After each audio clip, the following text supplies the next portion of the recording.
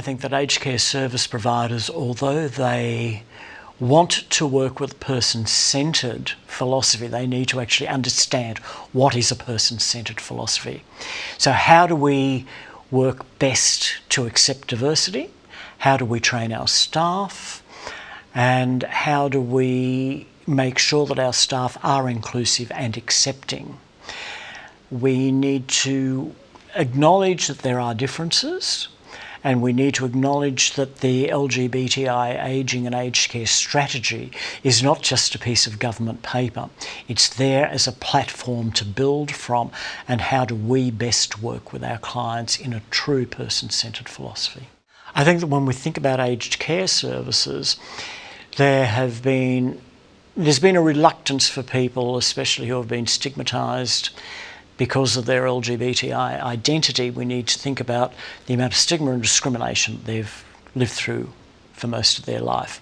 So to access services which they think may discriminate against them, we need to think about how do we make it easier for them. And the special needs could be a higher rate of cancers amongst lesbian women. We need to think about prostate issues for transgender people and bone density issues. There may also be gynecological issues for people who have transitioned from female to male. There is also then, if we think about the HIV populations within the LGBTI populations, there are special healthcare needs there. They may actually age earlier, or they may have issues around their medication, and so we need to think about those. I think that aged care facilities need and services need to think about the fact that are they actually putting barriers up there to identifying what does their intake form look like? Has it gone beyond the binary for the gender? So do they just have male and female? Do they have male, female, transgender and other there, so that people, if they are comfortable to identify, can do so? We also need to stop being coy around talking about sexuality. We didn't ask a question years ago around Aboriginality or being Torres Strait Islander or being Cal because we didn't want to offend people. We're now well past that.